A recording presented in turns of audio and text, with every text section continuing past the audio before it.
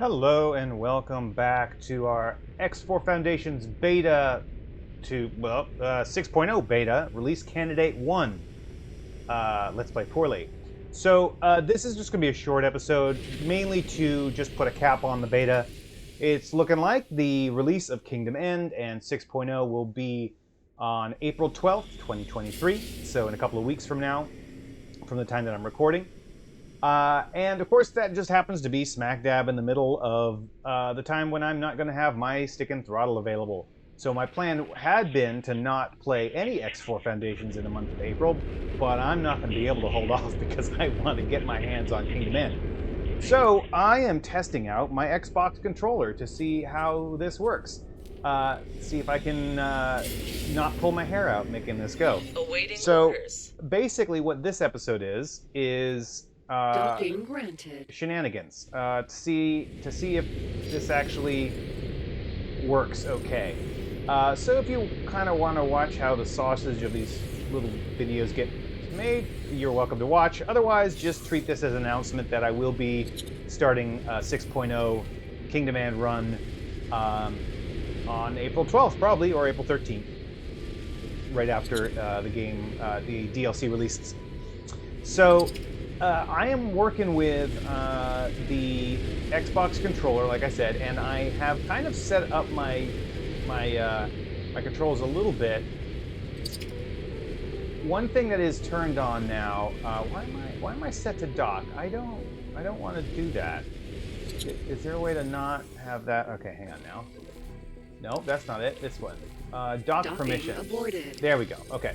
So yeah, I'm gonna have to get used to using. I have this on my X button to get to this, which is where most of the controls that I would normally have on my throttle or on my iPad touch portal screen, all on here.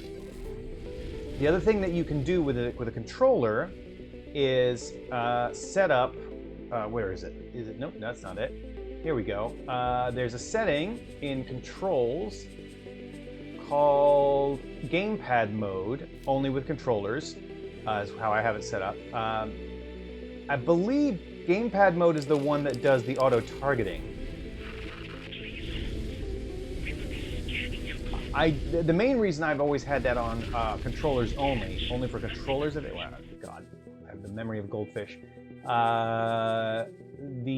Only with controllers is because if you have it on something else, I had noticed, and this may not be true. I mean, this was something that was happening back in 1.0, and then I switched to only for controllers, and it never happened again. The issue was that it would cause problems where if I moved away from my stick, no, what was it? If I was using the mouse and then switched to the stick, I would get a drift. And switching it to only with controllers stopped that from happening. But I don't use a controller. I'd never. It was never something I tested after that. It was really only to fix that one weird little problem. I think I had it maybe set for all controllers and joysticks, or it was off or something like that. But it turned out that at least at that time, and this was years ago, only with controllers solved that specific problem. There's also this adaptive steering thing which I could turn on, which I believe switches everything to a roll if I'm at high speed. No, that doesn't seem to be doing it. Not really sure what that does. No, don't want to exit.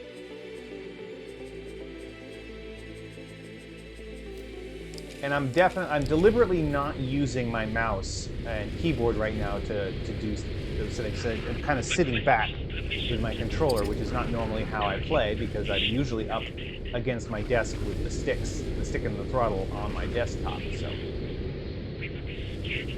I guess I'm comfortable. It doesn't feel right. I mean, and it probably never will. It doesn't feel immersive to me. It feels highly gamified when I'm doing this, which is kind of funny because in reality, there's like, I think that there's some aspects of the military, some organizations, maybe drone related, where they actually do operate certain remote controlled objects, vehicles, shall we say, with Xbox controllers because they are consistent, they're high quality, and relatively cheap. So that I think that's kind of funny.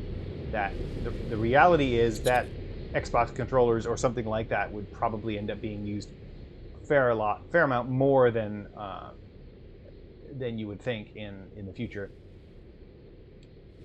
But I don't like it. For me, it's just barely one step above playing with a keyboard and mouse in a space sim, which I know a lot of people do because they feel like they have more granular control over their ship movements and things like that. And you know, I get it if you're playing the game to win, but that's not how I play the game, right? I play the game to enjoy the immersive experience of flying around in space. I am absolutely not playing to win, as anybody who's watched that for any length of time will obviously be aware. Winning is probably near the bottom of the list of the things that I am concerned with while I'm playing. All right, so everything seems to be working. I have my right stick set to do my yaw and pitch, and my left stick is for roll, and also I have it set to strafe up and down, which is unfortunate. I wish I had one more axis, right? I wish I had an axis that would let me strafe left and right, but I unfortunately do not.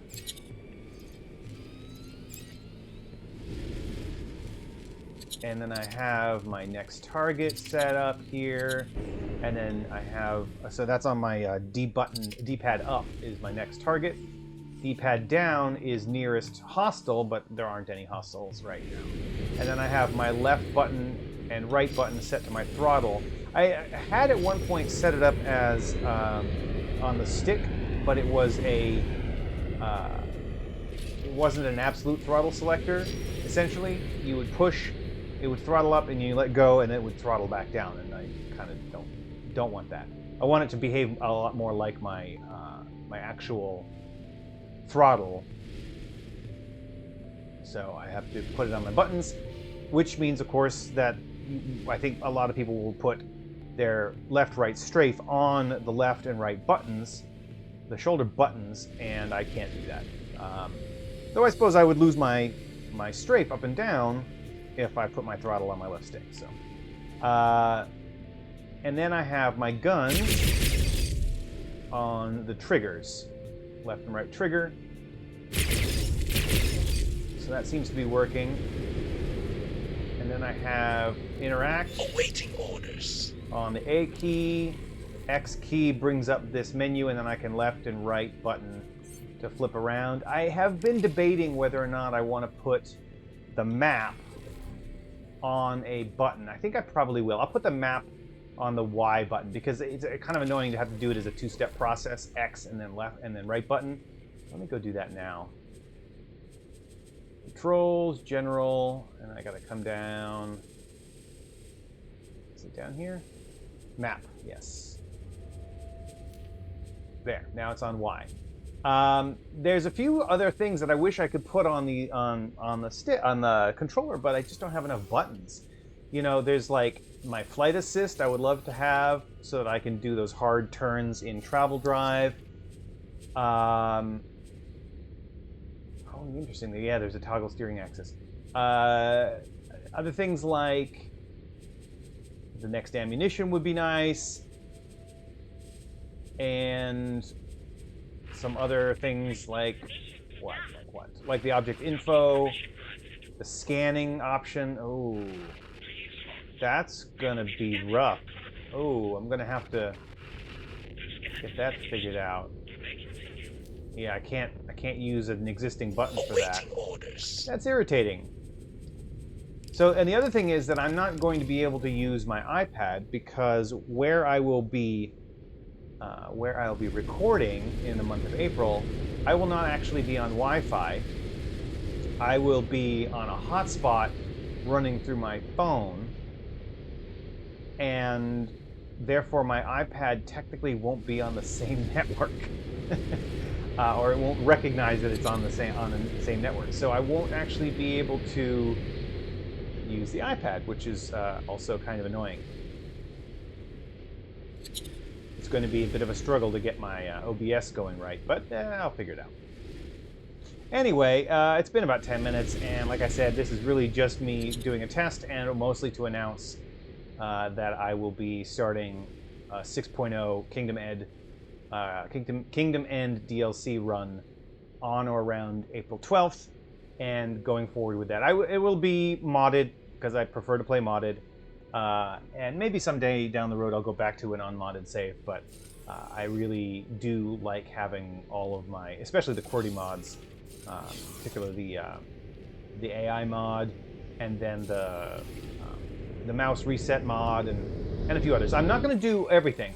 So right now, I have the vast majority of them are turned off, and I'm going to keep mostly this set because they all do seem to be working right now. Maybe some will get added in that'll work better, or that will start to work again. For example, the cleaner HUD does not currently work, which I imagine that will get updated almost immediately. Same thing with equipment tooltips, report current status. I don't know if those work or not, but I just haven't turned off because I don't want to test it. You know, I don't want to be testing them out on the release candidate or the earlier betas. Sector list does seem to be working. I don't know if the stop destroying my boarding target works or not, but I have it on anyway. Sector satellites is on. I am thinking I probably do want to turn Sector Explorer back on because, wow, it was rough during the beta to kind of do that manually. It's just kind of annoying. So I think I'm probably going to turn that back on. Sector Patrol probably won't be necessary anymore because of the new control systems, the new command behaviors for fleets. So we'll leave that off for the moment and give that new stuff a try. Some better icons. Why is that? Oh, that's probably some weird Steam Workshop interaction. The better icons are turned on, but I will probably have to turn them off when you know what? I'll turn it off now so I don't forget. When the DLC drops, I'm sure there's going to be new icons and stuff, and we'll probably have some conflicts there.